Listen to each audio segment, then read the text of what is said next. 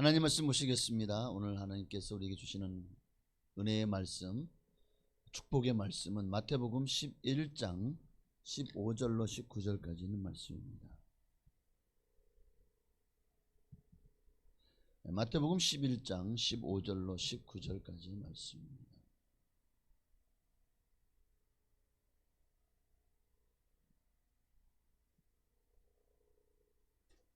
15절부터 19절까지 함께 합독하시겠습니다. 귀 있는 자는 들을지어다. 이 세대를 무엇으로 비유할까? 비유하건대 아이들이 장터에 앉아 제 동물을 불러 이르되 우리가 너희를 향하여 피리를 불어도 너희가 춤추지 않고 우리가 슬피 울어도 너희가 가슴을 치지 아니하였다 함과 같도다. 요한이 와서 먹지도 않고 마시지도 아니하며 그들이 말하기를 귀신 들렸다 하더니 인자는 와서 먹고 마심에 말하기를 보라 먹기를 탐하고 포도주를 즐기는 사람이요 세리와 죄인의 친구로다 하니 지혜는 그 행한 일로 인하여 옳다함을 얻느니라. 아멘. 오늘은 반응 없는 세대, 반응 없는 세대라는 제목으로 여러분과 함께 말씀을 나누려고 하는데요. 사람들은 이 시대를 4차 산업혁명 시대라고 하죠. 그만큼 많이 세분화되어 있고 분자화되어 있고, 그래서 또는 마이크로 나노 시대라고도 하기도 하고, 또 이제는 이 지구를 넘어서 우주까지 점점 더 이 지경을 넓혀가면서 우주 시대라고도 합니다. 네. 시대는 이렇게 과학적으로 문명적으로 발전하지만 문제는 뭐냐면 이 시대에 살아가는 사람들의 모습이, 그래서 이 시대를 판단하는 학자들은 지금의 이 시대의 문명을, 사람들의 모습을 이기적 인본주의를 표방하지만 뭐가 있어요? 그 앞에 이기주의가 있다는 거예요. 그래서 이기적 인본주의 시대, 또 모든 것이 허무한 허무주의 시대, 또 하나는 오늘 말씀처럼 반응 없는 시대라고 합니다. 자, 여러분, 반응이 없다는 것을 사전적으로 풀어보면 무관심하다, 감각이 없다, 그런 의미를 가지고, 불러도 대답이 없는 거예요. 흔들어도 요동하지 않는 거예요. 바로 그런 시대가 오늘 우리가 살아가는 시대라고 합니다. 세상 살아가면서 가장 답답한 사람 어떤 사람일까요?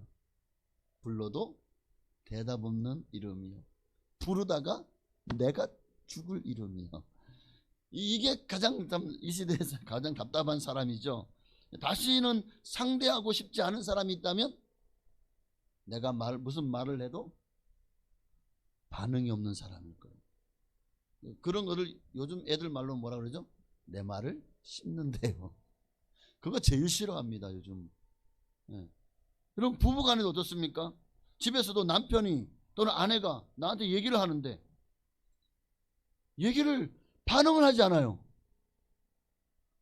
내가 말해도 그냥 쭉 지나가고 무표정하고 무반응하면 그거 진짜 자존심 상하는 일이죠. 밖에서 힘들게 정말 일하고 들어왔는데 부인이 내가 말해도 얘기도 들어주지 않고 반응하지도 않고 자기 할 일만 하고 자기 전할만 하고 이러면 힘 빠지죠. 또 아내도 마찬가지입니다. 남편이 얘기를 들어주지 않거나 뭐 말을 해도 그냥 내가 무슨 투명인간 된 것처럼 느껴지는, 그런 적이 한 번도 없으시죠, 여러분은? 네, 여러분 남편과 아내는 정말 여러분을 행복하게 해주시는구나. 아유, 너무 좋으시겠습니다. 그렇지 않을 경우 스트레스를 받죠.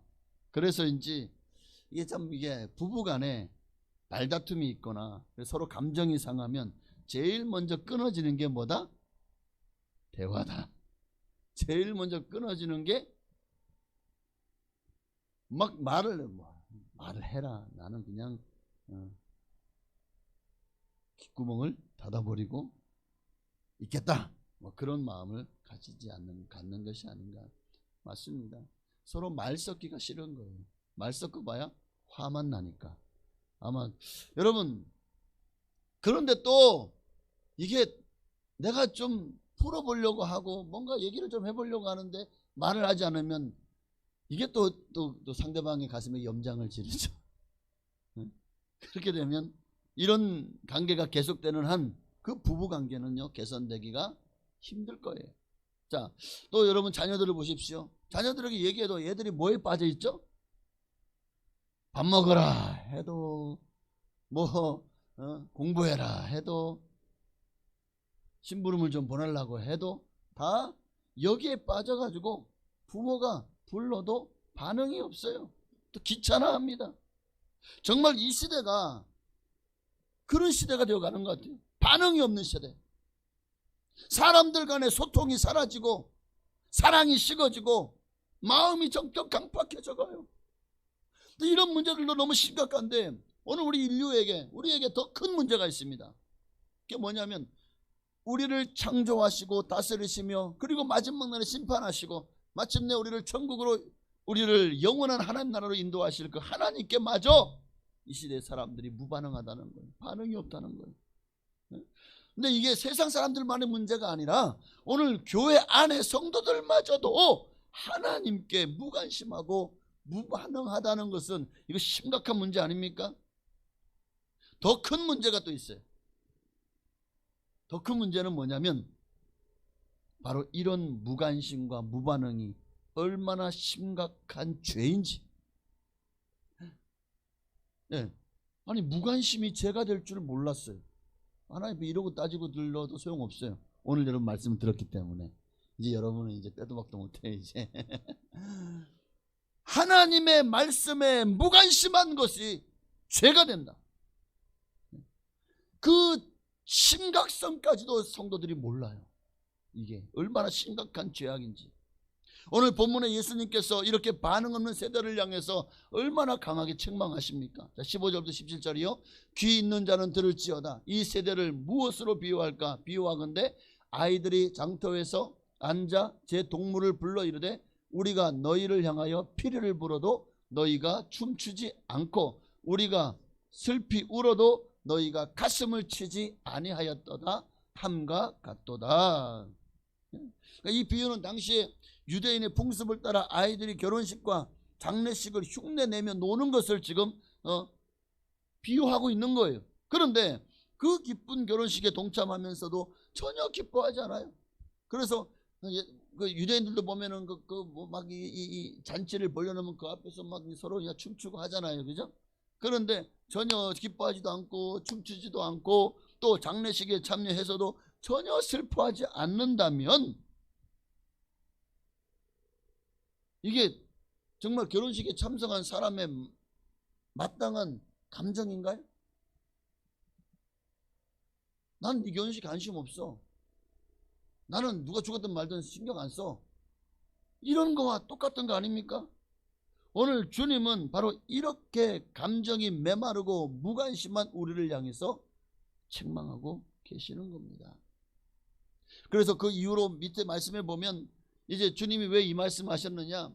주님께서 가장 많은 권능과 기사와 이적을 행했던, 가장 많이 복음을 정말 전파하며 가장 많이 공을 들였던 지역들, 벳세다, 고라신, 또 갈릴리의 가버나움, 여러분 이런 곳에서 그렇게 말씀을 전했지만 그들이 주님의 말씀에 관심이 없어요. 그렇게 많은 기적과 이사를 행했지만 그저 눈에 보이는 기적과 이사만을 원할 뿐 하나님께 관심을, 예수님이 누구신지 왜 이렇게 복음을 전하는지에 대해서 관심이 없는 거예요. 이에 대해서 주님이 뭐라고 말씀하십니까? 21절의 말씀을 보니까 화 있을진저 고라시나 화 있을진저 벳세다야 너희에게 행한 모든 권능을 두로와 시돈에서 행하였더라면 그들이 벌써 베옷을 입고 죄에 앉아 회개하였으리라. 관심이 없으니까 그게 삶으로 나타나지 않아요. 행동으로 옮겨지지 않는 거예요. 오죽하면 두로와 시돈에다가 가서 복음을 전하고 이와 같이 기사와 이적을 행했더라면 그들은 벌써 자신의 잘못을 회개하고 베옷을 입고 죄에 앉아 하나님 앞에 통회하고 자복했을 거라는 거예요. 그러니 이 무관심하고 반응 없는 세대야 너희들에 향한 심판이 가벼울 줄 아냐? 소돔과 고모라보다 너희에 향한 심판이 더 무거울 줄 알라는 겁니다. 자, 오늘도 마찬가지입니다. 목사가 아무리 목청이 터져라 간절히 하나님의 말씀을 전해도 어쩌면 여러분 성도 중에서 이런 마음을 가지고 있을지 몰라. 길을 흡으면서 아이고 너는 떠들어라 나는 잔다 뭐 이런 아이고 목사님 아무리 말씀하셔도 아유 관심 없어요. 그냥 이 자리에 앉아있는 것만도 감사하게 생각하세요. 이런 분도 계시나요? 여러분 중에? 한번 찾아봐야 되겠어. 누군가? 응? 아유 그런 목사님 말씀하신다고 제가 바뀔 줄 아세요? 천만에요. 안 변해요. 안 바뀌어요. 나는 나대로 살 겁니다. 어쩌면 여러분도 혹시 그런 마음에 철벽을 치고 있지는 않은지, 내가 듣고 싶은 것만 듣고 보고 싶은 것만 보고 말씀도 달면 삼키고 쓰면 뱉어내고, 혹시 지금 그런 마음이 여러분 안에 더 강하게 자리 잡고 있지는 않습니까? 오늘 주님은 우리를 향해서 기뻐할 때 기뻐하지 않고 정말 슬플 때 울지 않는 이들을 향해서 반응이 없는 세대, 악한 자요, 그것이 바로 죄라는 것을 분명하게 선포하고 있습니다. 사도 바울도 로마서 12장 15절 말씀해 보니까요, 즐거워하는 자들과 함께 즐거워하고 우는 자들과 함께 울라. 이것은 하나님의 말씀이에요. 한마디로 반응하라는 거예요. 제발 좀 상대방이 관심 끄고 나만 위해 살지 말고 좀 더 눈을 들어서 남을 배려하고 나를 넘어서 남을 생각하고 위해서 살 수 있는 그런 삶으로 바뀌어지기를 원합니다. 눈을 들어 위로는 하나님의 영광을 위해 사시고 옆으로는 이웃들을 위해서 조금 더 여러분의 마음을 넓히시기를 바랍니다. 남들이 웃고 있는데 그 웃지 않아요. 울고 있어요. 이거 얼마나 민폐입니까? 결혼식장에 가가지고 막 울고 있어요. 왜 울어? 나 이 결혼 반댈세 그러려고 우는 거야? 결혼식장에 울고 있다고 생각을 해보십시오. 또 장례식장 가가지고 그냥 그 빈소 앞에서 잘됐다 꽃이다 이러고 웃으면 이게 이런 분위기 파악 못하는 사람이 어디 있어요? 아니면 이게 좀 맛이 좀 간 사람이 아닐까요? 참, 이 눈치 없는 사람들 좀 보소. 어떤 이들은 삶이 너무 힘들어서 용기 내어서 상담하러 왔어요. 권사님, 저 이렇게 힘드는데 좀 상담 좀 해주세요. 장로님, 목사님. 그러는데 좀 힘들어가지고 힘들어 죽겠는데 우스갯소리나 하고 농담이나 따먹고 눈치 없이 자기 자랑이나 하고 있고, 그러면 이거 상담 받으러 왔다가 딱 시험 들어 가기 딱 좋지 않습니까? 오늘 주님은 우리가 시대의 징조들과 지금 말세의 현상들을 보면서 지금이야말로 깨어있을 때다, 말씀에 반응하기를 원하십니다. 자, 그럼에도 말씀에 무관심하거나 반응이 없다는 것은, 이건 다른 말로 말하면 나는 하나님께 관심이 없어요 라는 말과 같은 말이지 않을까요? 한번 따라합시다. 무관심이 불신앙이다. 하나님을 향한 무관심이야말로 불신앙입니다. 제2차 세계대전 당시에 그 히틀러 나치 정권에 저항하다가 순교하신 목사님이 계십니다. 바로 본 회퍼 목사님. 근데 이분이요, 지금 우리 기독교인들에게 있어서 가장 큰 걱정과 두려움이 있다면, 제가 오늘 이 독일 사회와 또 독일 기독교 사회를 보면서 저에게 가장 큰 두려움은 나치 정권의 기독교 압제와 또 이런 무자비한 이런 독재 정권이 아니라, 정말 나의 더 큰 걱정과 두려움은 오늘 이런 상황 속에서도 기독교인들의 무관심입니다 라고 했습니다. 무관심하다는 거예요. 다시 말하면 기도하지 않는다는 거예요. 사회가 어떻게 되든지 말든지 나라와 민족을 위해서 기도하지 않으면 안 됩니다. 오늘 그런 무관심이 마귀가 더 이 나라에서 활개를 치게 만들게 될 겁니다. 어떤 학자는 무관심을 가리켜서 기독교 이단보다 더 무서운 이단이라고 했습니다. 신천지만 어머니 하나님 교회만 이단이, 그러니까 하나님의 교회는 그 앞에 꼭 어머니를 붙여야 돼. 어머니 하나님의 교회나 신천지나, 여러분 이런 이단들보다 더 무서운 이단이 있다면 무관심입니다. 자, 오늘날 사람들이 천당과 지옥에 대해서 생각보다 무관심해요. 우리마저도 별로 관심이 없어요. 관심이 있다고 하지만 정말 관심이 있다면 행동하게 돼 있거든요. 정말 관심이 있는 것은 반드시 내 삶으로 행동하도록 이끌어 간다고요. 근데 내가 정말 관심이 있지 않은 거예요. 행동하지 않는다는 것은. 천당과 지옥에 대해서 내가 행동하지 않는 것은 어떤 모습으로 행동하죠? 더 준비되는 모습으로. 그렇죠. 기름 등불을 잘 준비했던 다윗처럼 올라가야 되잖아요. 그러면 깨어 있어야 되고 준비해야 되고 더 열심히 주님의 일을 해야 되고 사명 감당해야 되고 주님 앞에 온전한 예배자로 세워야 되고, 할렐루야. 얼마나 할 게 많아요. 그럼 당장 행동해야죠. 가서 기도의 자리로 가든지 말씀을 읽든지 아니면은 말씀을 듣든지 아니면은 전도하든지 뭔가 봉사하든지 하나님 일을 뭔가 하는 쪽으로 가고 있어야 된다고요. 행동이 없는 신앙은 가짜입니다. 그래서 야고보서에 뭐냐, 행함이 없는 믿음은 죽은 믿음이라고 하는 거 아닐까요? 우리가요 이제 얼마 안 남았어요. 얼마 후에 우리가 가서 영원히 거할 곳이 아닙니까? 거기에 관심이 없어요. 네? 만약에 여러분이 저 서울의 아파트 청약에 당첨이 됐어요. 그래가지고 분양가가 싸요. 이거 1년이면 1억씩 올라가요. 그런 정말 어마어마하게 좋은 입지의 아파트에 당첨됐습니다. 33평 아파트. 너무 작나요? 그럼 45평 아파트. 근데 당첨돼도 그거를 감당할 돈이 없어요. 자, 여러분, 그런 노른자 땅에는 아파트가 여러분의 것이 관심 없어요? 여러분 황금 보기를 돌같이 하시는구나.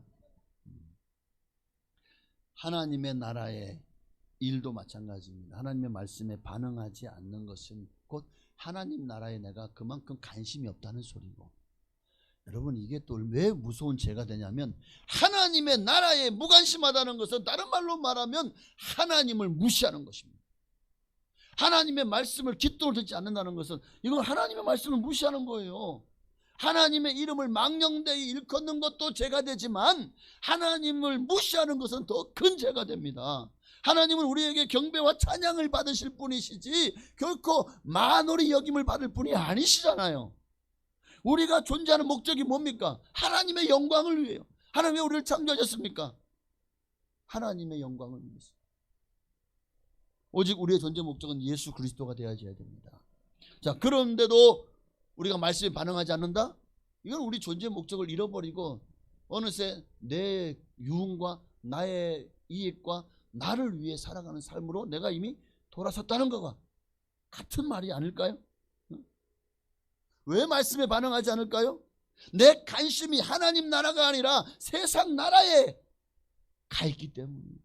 내 마음이 내 영광을 위해서, 나를 위해서 내가 잘 먹고 잘 살고 잘 입고 잘 쓰고 모든 것이 이 땅에서 세상 사람들이 추구하는 것과 같은 목적을 향해 달려가고 있기 때문에 어느새 우리가 하나님 말씀에 무관심하고 하나님께 등을 돌려버린 이런 주객이 전도되는 삶을 살고 있는 것은 아닐까.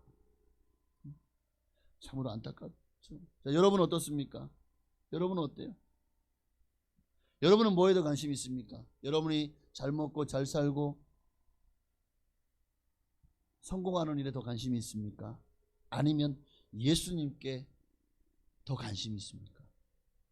여러분은 세상 나라에 더 관심이 있습니까? 하나님의 나라에 더 관심이 있습니까? 세상 나라 썩어 없어질, 불타 사라질 것들입니다.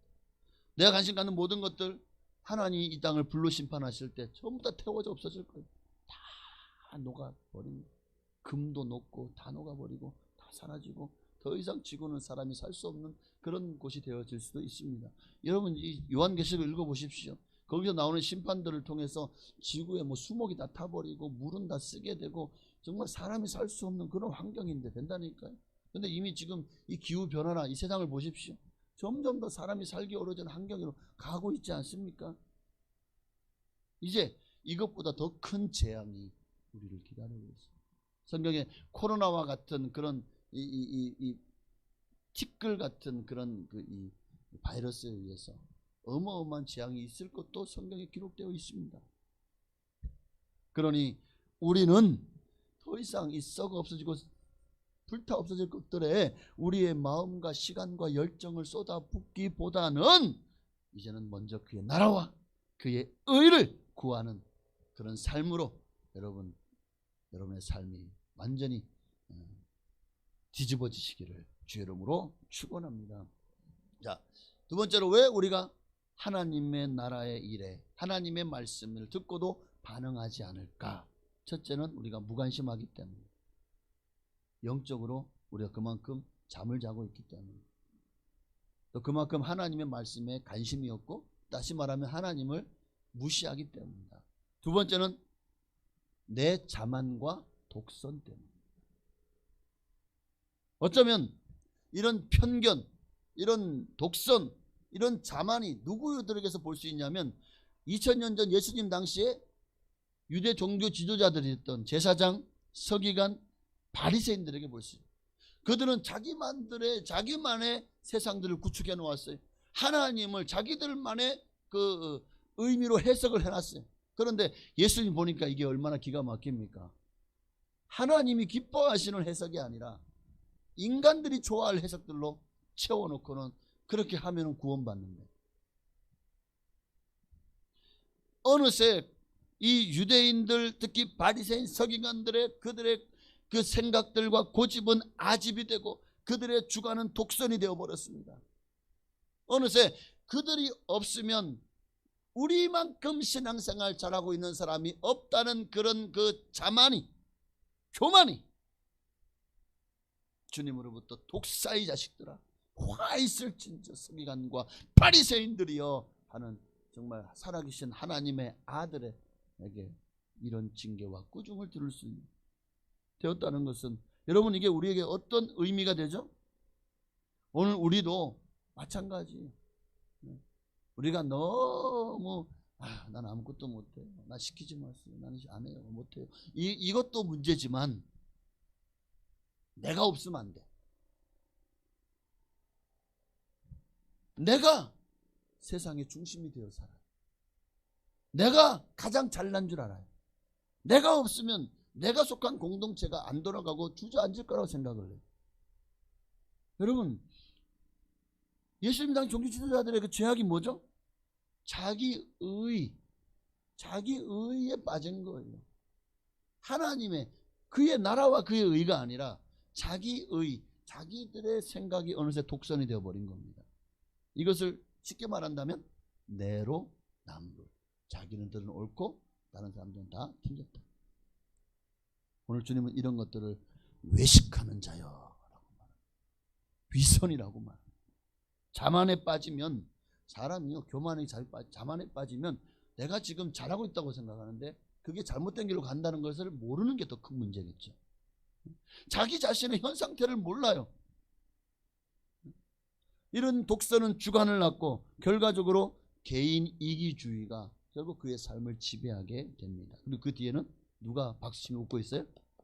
마귀가. 여러분, 누군가가 독선, 주관, 개인주의 이 셋을 3종 세트로 묶어가지고 사단의 모태에서 나온 삼형제라고 불렀습니다. 독선, 자기 주관, 그리고 개인주의. 이것은 사단의 모태에서 나온 3종 세트입니다. 오늘 교회에서도 유난히 신앙의 연조를 따지는 분들도 아마 계실 거예요. 교회 오래 다니는 것이 벼슬이 아닌데, 교회 오래 다니는 것이 이게 더 큰 믿음이고 더 훌륭한 하나님 앞에서 정말 그런 신앙의 모습일까요? 30년 50년 되면은 다 성자가 되어져야 되겠네 그럼? 그런데 아니잖아요. 솔직히 말하면 이 목사보다, 장로보다, 권사님, 안수집사님들보다 성도님들이 더 믿음이 좋은 분들도 계셔요. 예수님도 마태복음 19장 3절에 말씀하잖아요. 그러나 먼저 된 자로서 나중되고 나중된 자로서 먼저 될 자가 많으니라. 신앙의 연조가 이제 1년밖에 안 됐든 아니면 30년 40년 됐든 여러분 그게 중요한 게 아닙니다. 또 아니면 내 부유한 배경이나 학벌이나 신앙의 연조가 그것이 사실 주님 앞에 무슨 소용이 있습니까? 그게 나를 구원하나요? 그게 내 믿음의 척도인가요? 아니잖아요. 세상에서 내가 가진 지위, 권세, 자랑들 사실 하나님 일과는 아무 상관이 없는 거예요. 도리어 주님은 누가 주님의 가족이요 혈육인지를 분명히 아십니다. 신앙의 연조가 30년 50년 사람이 내 주님의 가족이냐? 아니다. 마태복음 12장 50절에 함께 있습니다. 누구든지 하늘에 계신 내 아버지의 뜻대로 하는 자가 내 형제요 자매요 어머니라 하시더라. 내가 오래 교회 다녔고 내가 직분을 받았고 그러면 주님과 더 가까웠고 더 주님의 가족이고 주님의 혈육일까요? 오늘 주님은 아니다. 네가 연조가 1개월 교회 나온 지 1개월 됐던 1년이 됐던 중요한 것은 내 아버지의 뜻대로 행하고 있느냐, 하나님의 말씀대로 살고 있고 순종하고 있느냐, 바로 그것이 진정으로 하나님의 가족이요 혈육이다 하는 것입니다. 여러분 우리 인생이 올 때는 순서가 있어도 갈 때는 순서가 없다는 말들을 하잖아요. 여러분 성도도 마찬가지입니다. 성도도 예수 안에서 교회 여러분 들어와서 등록하고 교회에 들어오는 순서는 있을지 몰라도 주님 앞에 서는 순서와 상급과 성적의 순서는 다 달라질 수 있습니다. 먼저 들어왔지만 그래서 벌써 저 앞에 가 있지만 어느새 뒤에 온 사람들에게 추월당하는 경우가 지금 교회 안에 비일비재하게 있습니다. 여러분 세상에서도 남들에게 추월당하면 기분이 안 좋잖아요. 이기고 싶잖아요. 근데 교회 안에서는 왜 그런 마음이 없는지요? 여러분 주님은 지금 여러분에게 더 중요한 일을 맡기길 원하십니다. 바로 지금 주어진 자리에서 주님 맡기시니 얼마나 충성을 다하느냐. 바로 이것이야말로 내 아버지의 뜻대로 하는 자가 아닐까요? 주님은 요한계시록 2장 10절 하반절에 말씀합니다. 내가 죽도록 충성하라. 그리하면 내가 생명의 간을 내게 주리라. 정말 주님이 말씀하시면 바로 이렇게 반응하셔야 됩니다. 이게 지극히 정상적인 신앙인의 모습일 것입니다. 그러므로 여러분 주님께 충성하십시다. 그리고 여러분 동전에도 양면이 있는 것처럼 한 면에 충성을 장착하시고 반대편에는 자만과 독선이 아니라 겸손과 섬김으로 장착하시기를 바랍니다. 그렇게 한 면에는 충성, 한 면에는 겸손과 섬김으로 장착할 때 그는 하나님 앞에 가장 기뻐하는 사람일 줄로 믿습니다. 항상 나보다 남을 낮게 여기고 남을 배려하고 그리고 항상 자신을 돌아보아서 정말 자기를 부인하고 자기 십자가를 달게 지고 주님을 쫓아가시기를 간절히 축복합니다. 자, 마지막으로 왜 이 시대에도 우리 성도들이 이렇게까지 하나님의 말씀에 하나님이 나라에 반응이 없는 세대가 되었을까? 우리의 양심이 화인 맞았기 때문에. 예수님도 양심에 화인 맞은 자들을 얘기하고 계시죠. 양심이 마비되었다는 거예요. 양심이 마비되었으니 그러니까 양심이 작동을 하지 않아요. 오늘 주님은 우리에게 양심을 통해서 일하십니다. 양심에 여러분에게 이게 죄와 또 죄가 아닌 것 그리고 정말 하나님의 일에 대해서도 우리 자신이 해야 되는 줄 알면서도 하지 않으면 우리 양심에 찔림이 생기잖아요. 하나님 앞에 드려야 되는데 드리지 않아요. 하나님 앞에 내가 주시는 은사를 가지고 하나님께 드리고 활용해야 되는데 하지 않아요. 그러면 우리 양심에 끊임없이 하나님이 우리 양심을 통해서 우리에게 말씀하셔요. 그래서 우리는 이 양심이 살아있어야 됩니다. 양심이. 오늘 우리 양심이 화인 맞고 양심이 무뎌지면 하나님의 나라와 하나님의 말씀에 반응이 없는 자가 되어질 수밖에 없잖아요. 잠언서 4장 23절에 그래서 말씀하십니다. 모든 지킬 만한 것보다 더욱 내 마음을, 내 양심을 지켜라. 생명의 근원이 이에서 나면이라. 양심에 화이 맞으면은요, 바리새인들처럼 천국에 못 들어갑니다. 디모전서 1장 19절에요. 믿음과 착한 양심을 가져라. 어떤 이들은 이 양심을 버렸고 그 믿음에 관하여는 파선하였느니라. 바로 이 양심을 버렸고 믿음에 관하여 파선한 자들이 어떤 자들입니까? 반응 없는 세대인 거예요. 하나님의 나라와 하나님의 말씀에 반응 없는 세대. 예전에 한 가정이 저희 교회에 와서 등록을 하게 됐어요. 전에 있던 교회에서 여러 가지 사정이 있어서 결국 참 너무나도 가슴 저리는 심정으로 그렇게 교회를 옮겨오셨대요. 그런데 그렇게 이제 떠나갈 때 그 교회의 권사님이 그렇게 얘기해. 아이고 뭐 간다고 뭐 있어? 가봐. 몇 년만 있어봐. 똑같아. 지금 당장은 가면은 아이고 새로운 목사님, 새로운 설교, 새로운 성도, 또 교회 어떤 환경이나 새로운 프로그램이나 이런 게 고무되고 은혜 받고 막 좋을지 몰라도 몇 년만 있어봐. 그 교회가 다 그 교회인 거야. 라고 얘기를 하더래요. 근데 제가 그분이 그렇게 얘기하는 거 듣고 제 머릿속이 와, 이 망치로 머리를 맞은 것처럼 충격받았습니다. 도대체 왜 아니 신앙이 자라면 자랄수록 날마다 새로워져야지. 주일마다 들려지는 말씀이 더 새로워져야 되는 거 아니에요? 네? 여러분이 주일 앞에 나올 때마다 날마다 여러분의 삶이 새로워져야 되지. 그 설교가 그 설교고 몇 년만 있으면 그 교회가 그 교회라면 어떤 의미입니까? 결국 내가 주님이 문제인가요? 내가 문제인 거예요. 내가 문제인 거예요. 그러니까 얼마나 말씀을 듣고도 무관심했거나 말씀대로 순종하며 살지 않았으면 결국 말씀이 주는 기쁨과 감격도 알지 못하는 거예요. 말씀을 듣고 실천해 보십시오. 그로 말미암아 하나님 주시는 그 열매들 30배, 60, 100배나 거두게 하시는 그 열매들이 얼마나 달콤한지 알게 되면 말씀을 순종하는 기쁨이요 내 삶을 견인해 갈 것입니다. 그런데 말씀을 들어도 듣고 돌아서면 잊어버리고 나가면 또 세상살이나 세상가 사람처럼 살다가 주일날 그냥 교회 한번 와가지고 말씀을 듣고는 아 맞아 그리고 돌아서면 잊어버리고. 여러분 그러니까 3년이 지나고 5년이 지나도 그 말씀이 그 말씀이고 내게 아무런 변화가 나지 않는 거예요. 말씀을 듣고 내 마음에 하나님의 성령으로 충만해서 어떻게든 그 말씀에 내가 깨어지고 그 말씀을 통해서 내가 정말 주님이 원하시는 믿음의 자리, 순종의 자리로 나아가려고 힘을 쓰고 애써야 됩니다. 그러면 절대 그 말씀일 수가 없는 거예요. 너무 안타까워서 얘기를 이렇게 드립니다.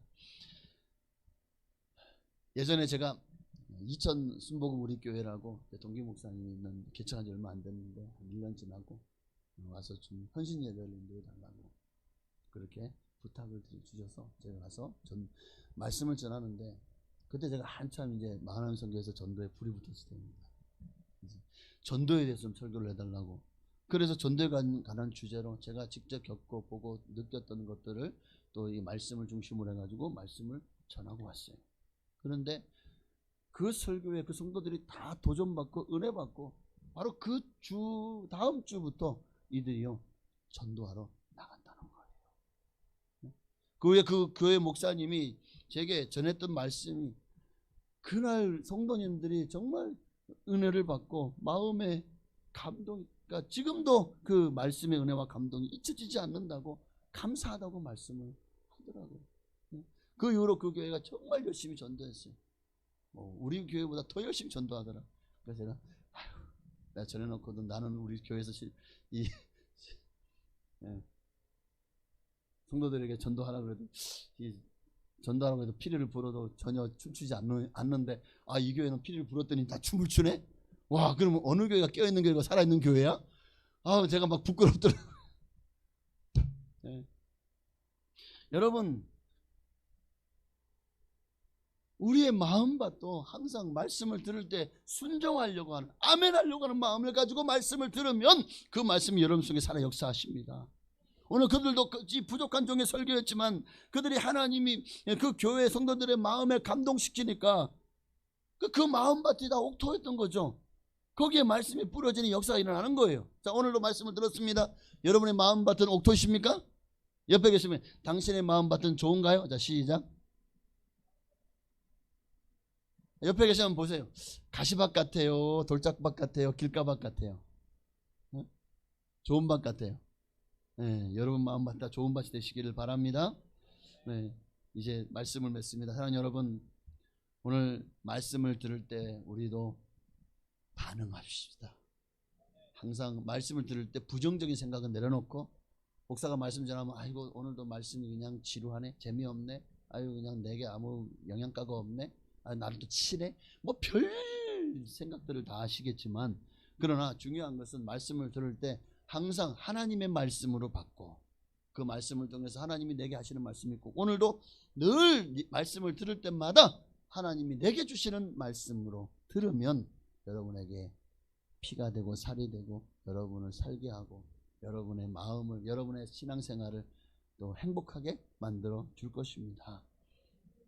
그렇게 오늘도 이 말씀이 여러분을 순종의 삶으로, 행동으로 옮기는 자리로 이끈다면 여러분도 오늘 이 말씀이 여러분에게 30배, 60배, 100배의 열매를 맺게 될 줄로 믿습니다.